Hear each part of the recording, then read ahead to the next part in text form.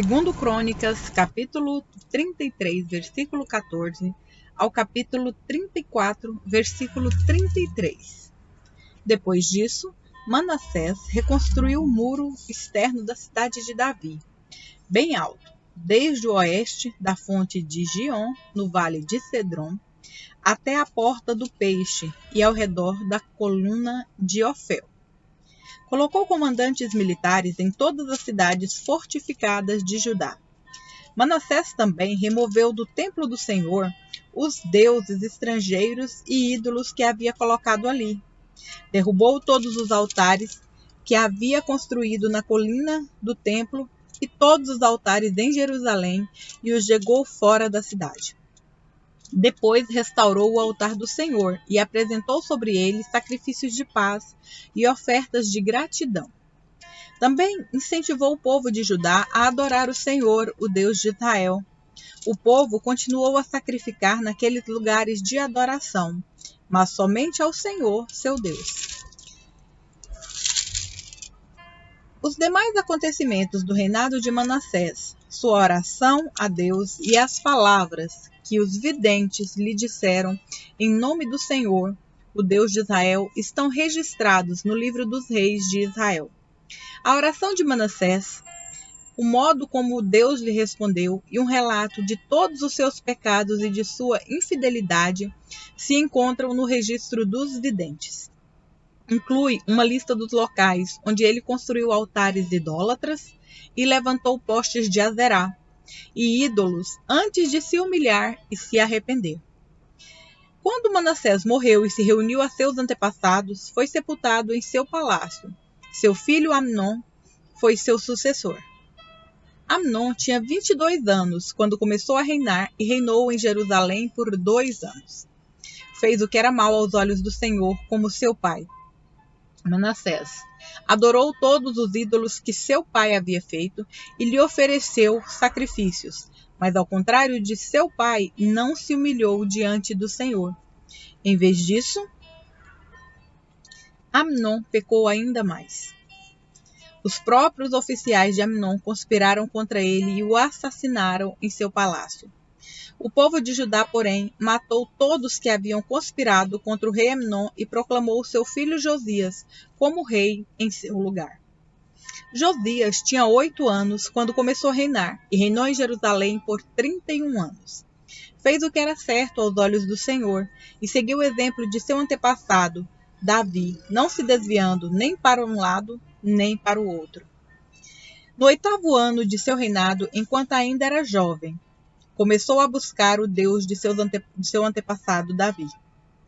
Então, no 12º ano, começou a purificar Judá e Jerusalém, destruindo os santuários idólatras, os postes de Azerá, os ídolos esculpidos e as imagens de metal. Deu ordens para que fossem destruídos os altares de Baal e despedaçados os altares de incenso que ficavam acima deles. Também ordenou que os postes de Azerá, os ídolos esculpidos e as imagens de metal fossem despedaçados e espalhados sobre os túmulos daqueles que lhe haviam oferecido sacrifícios. Queimou os ossos dos sacerdotes idólatras sobre seus próprios altares e com isso purificou Judá e Jerusalém.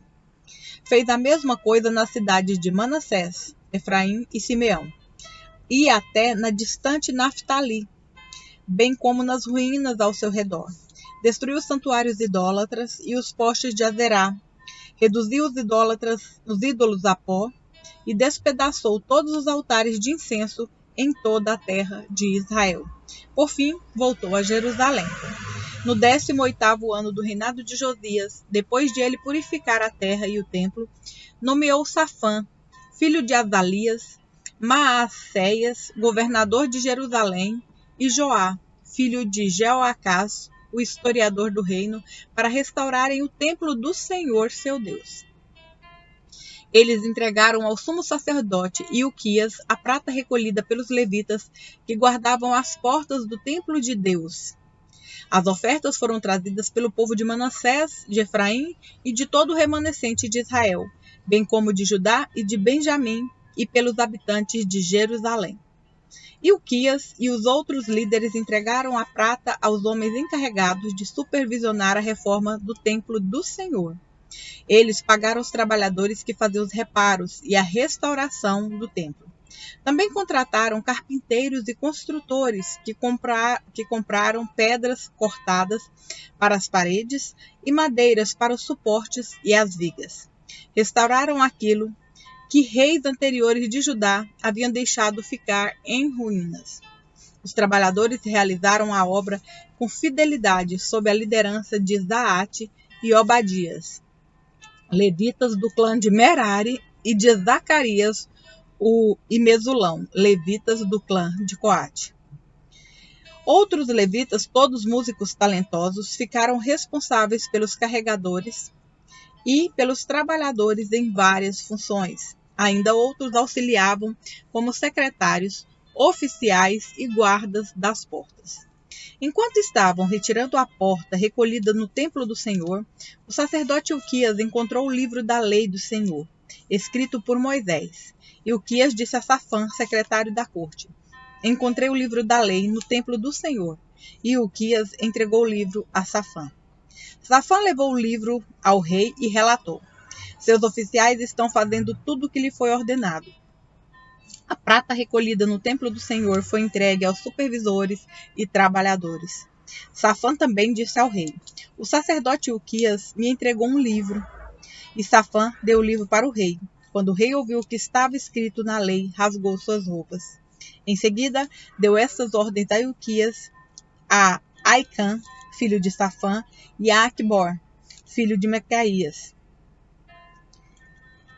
a Safã, secretário da corte, e a Asaías, conselheiro pessoal do rei: vão consultar o Senhor por mim e por todo o remanescente de Israel e de Judá.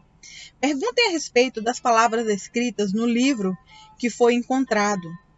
A grande ira do Senhor foi derramada sobre nós, pois nossos antepassados não obedeceram à palavra do Senhor. Não temos feito o que este livro ordena. Então Ilquias e os outros homens foram ao bairro Novo de Jerusalém consultar a profetisa Hulda. Ela era esposa de Salum, filho de Tocate, filho de Urás, responsável pelo guarda-roupa do templo. Ela lhes disse: o Senhor, o Deus de Israel, falou: voltem e digam aos homens que os enviou, porque assim diz o Senhor: trarei desgraça sobre esta cidade e sobre seus habitantes. Todas as maldições escritas no livro que foi lido para o rei de Judá se cumprirão. Pois o meu povo me abandonou e queimou o incenso a outros deuses, e estou grandemente irado com eles por tudo que fizeram.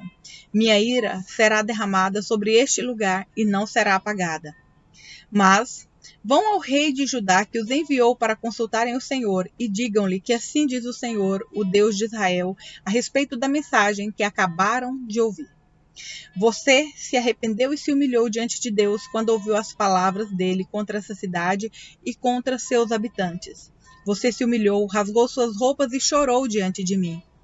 E eu certamente o ouvi, diz o Senhor. Portanto, só enviarei a calamidade anunciada depois que você tiver se reunido a seus antepassados e tiver sido sepultado em paz. Você não verá a desgraça que trarei sobre essa cidade e sobre seus habitantes. Então, eles levaram a mensagem ao rei. Josias mandou chamar todas as autoridades de Judá e de Jerusalém. Subiu ao templo do Senhor com os sacerdotes e os levitas e com todo o povo de Judá e de Jerusalém, dos mais importantes até os mais simples. Leu para eles todo o livro da aliança encontrado no templo do Senhor. O rei tomou seu lugar de honra junto à coluna e renovou a aliança na presença do Senhor. Comprometeu-se a obedecer ao Senhor e a cumprir seus mandamentos, preceitos e decretos de todo o coração e de toda a alma. Prometeu cumprir todos os termos da aliança escritos no livro. Exigiu o mesmo de todos em Jerusalém e do povo de Benjamim. Os habitantes de Jerusalém fizeram essa promessa e renovaram sua aliança com Deus, o Deus de seus antepassados. Josias removeu todos os ídolos repulsivos de toda a terra de Israel e exigiu que todos adorassem o Senhor, seu Deus. e pelo restante da vida do rei, eles não se afastaram do Senhor, o Deus de seus antepassados. Romanos, capítulo 16, versículos 10 ao 27. Saúdem Apeles, um bom homem, aprovado por Cristo. Saúdem os que são da casa de Aristóbulo. Saúdem Herodião, meu compatriota judeu. Saúdem os da casa de Narciso, que são do Senhor. Saúdem Trifena e Trifosa, obreiras do Senhor, e a estimada Pérside, que tem trabalhado com dedicação para o Senhor. Saúdem Rufo, a quem o Senhor escolheu, e também sua mãe, que tem sido mãe para mim. Saúdem Assíncrito, Flegote, Hermes, Patrobas, Hermas e os irmãos que se reúnem com eles. Saúdem Filólogo, Júlia, Nereu e sua irmã, e também Olimpas e todo o povo santo que se reúne com eles. Saúdem uns aos outros com beijo santo. Todas as igrejas de Cristo lhe enviam saudações. E agora, irmãos, peço-lhes que tomem cuidado com aqueles que causam divisões e perturbam a fé, ensinando coisas contrárias ao que vocês aprenderam.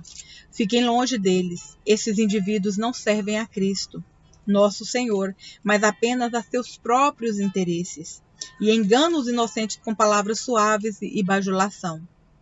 Mas todos sabem que vocês são obedientes ao Senhor, o que muito me alegra.